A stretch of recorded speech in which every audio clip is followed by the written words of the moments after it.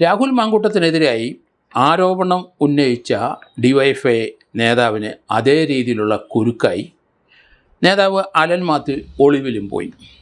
റാന്നിയിലെ സഖാവ് അലൻ മാത്യു അവിടുത്തെ CPM area committee മെമ്പറും അദ്ദേഹം ഡിവൈഎഫ്ഐ ബ്ലോക്ക് പ്രസിഡൻറ്റുമായിട്ടാണ് അദ്ദേഹത്തിൻ്റെ ഔദ്യോഗിക പദവികൾ.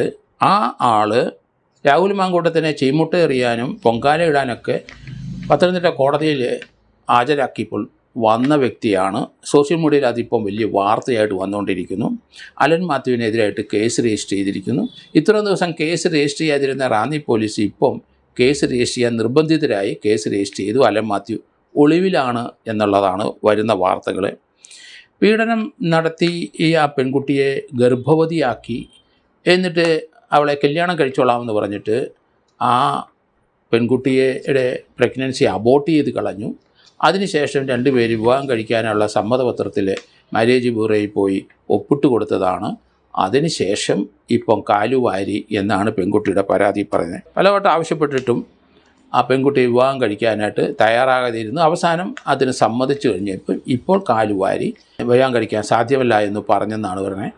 അത് തന്നെയല്ല, ഈ ഡിവൈഎഫ്ഐ നേതാവിനെ പറ്റി വരുന്ന വാർത്തകൾ അദ്ദേഹം രാഹുൽ മാങ്കൂട്ടത്തിനെതിരായി ഇതേ രീതിയിലുള്ള ആരോപണം അദ്ദേഹത്തിൻ്റെ പേരിൽ വന്നപ്പം അദ്ദേഹത്തിന് പത്തനംതിട്ട കോടതിയിൽ വന്നപ്പം അദ്ദേഹത്തിനെതിരായി ഇദ്ദേഹത്തിൻ്റെ നേതൃത്വത്തിൽ ശക്തമായ രീതിയിൽ പ്രതികരിക്കുകയും ചീമുട്ടേറുകയും മുദ്രാവാക്യം വിളിക്കുകയും അതുപോലെ തന്നെ അദ്ദേഹത്തിന് പൊങ്കാലയിടാനൊക്കെ ശ്രമിച്ചതൊക്കെ നമ്മൾ കണ്ട വാർത്തകളാണ്. അതേ രീതിയിലുള്ളൊരു ആരോപണം തന്നെയാണ് ഇപ്പോൾ ആ ഡിവൈഎഫ്ഐ നേതാവ് അലൻ മാത്യുവിൻ്റെ പേരിൽ വന്നിരിക്കുന്നത്. വലിയ പ്രചാരം ലഭിച്ചിരിക്കുന്നു. അത് തന്നെയല്ല, സോഷ്യൽ മീഡിയയിൽ വലിയ വാർത്തയായിട്ട് വന്നിരിക്കുന്നു. ഏതായാലും രാഹുൽ മാങ്കൂട്ടത്തിൻ്റെ കേസ് നമുക്കറിയാം. 3 കേസിനകത്തും അദ്ദേഹം അവരുമായിട്ട് ലൈംഗികമായ ബന്ധം തുടർന്നും അതിന് അബോർഷന് ഇടയുണ്ടാക്കി എന്നൊക്കെ പറഞ്ഞ് ധാരാളം വ്യാജ വാർത്തകളെന്ന് അദ്ദേഹം പറയുന്നു. അതേസമയത്ത് ട്രൂ ആണെന്ന് ആ പെൺകുട്ടികൾ പറയുന്നു. അങ്ങനെയുള്ള വാർത്തകളും കേസെടുപ്പുമൊക്കെ നമ്മൾ കണ്ടു.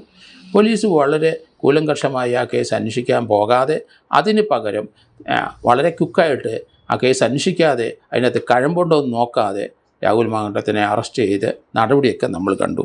ഇവിടെ ഇപ്പം അതേ രീതിയിൽ ആരോപണം ഉന്നയിച്ച് ഇരിക്കുന്ന ഒരു പെൺകുട്ടി, അത് രാഹുൽ മാങ്കൂട്ടത്തിന് എതിരായി ശബ്ദിച്ച അലൻ മാത്യു എന്ന വ്യക്തിക്ക് എതിരായിട്ട് ഇതേ രീതിയിലുള്ള ഒരു ആരോപണം വന്നിരിക്കുന്നതായിട്ടാണ് സോഷ്യൽ മീഡിയയിൽ നിന്ന് മനസ്സിലാകുന്നത്.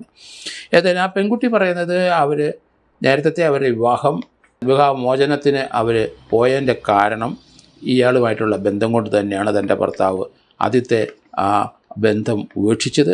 അതിനുശേഷം ഇദ്ദേഹമായിട്ട് ഒന്നിച്ച് നടന്നു. ഇദ്ദേഹം കല്യാണം കഴിക്കുമെന്ന് പറഞ്ഞു. അതിനുശേഷം പ്രഗ്നൻ്റ് ആയി കഴിഞ്ഞപ്പം വിവാഹം കഴിച്ചുകൊള്ളാം എന്ന് പറഞ്ഞ് അത് അബോർഷൻ നടത്തി. അതിനുശേഷം വിവാഹത്തിനുള്ള തയ്യാറെടുപ്പുകളെല്ലാം നടത്തി കഴിഞ്ഞപ്പോൾ സമയമായപ്പോൾ കാലുവാരി എന്നാണ് പറയുന്നത്. ഏതായാലും ഇപ്പോൾ ആളെ അറസ്റ്റ് ചെയ്യാനായിട്ട് പോലീസിന് സാധിക്കുന്നില്ല. ആൾ ഒളിവിൽ പോയെന്നാണ് മനസ്സിലാകുന്നത്.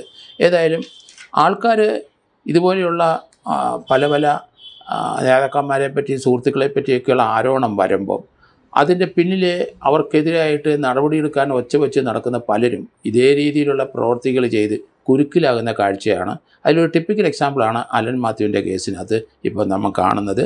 ഏതായാലും ഈ ഒരു സോഷ്യൽ മീഡിയ കണ്ട ഈ വാർത്ത അത് ട്രൂ ആണോ, അതേ സമയത്ത് അതിന് കഴമ്പുണ്ടോ അല്ലെങ്കിൽ കഴമ്പില്ലാത്തതാണോ, എന്തുകൊണ്ടാണ് അങ്ങനെ വരുന്നത്? എന്തായാലും അലൻ മാത്യു ഒളിവിലാണ് എന്നുള്ള വാർത്തകളും പുറത്ത് വന്നുകൊണ്ടിരിക്കുന്നു.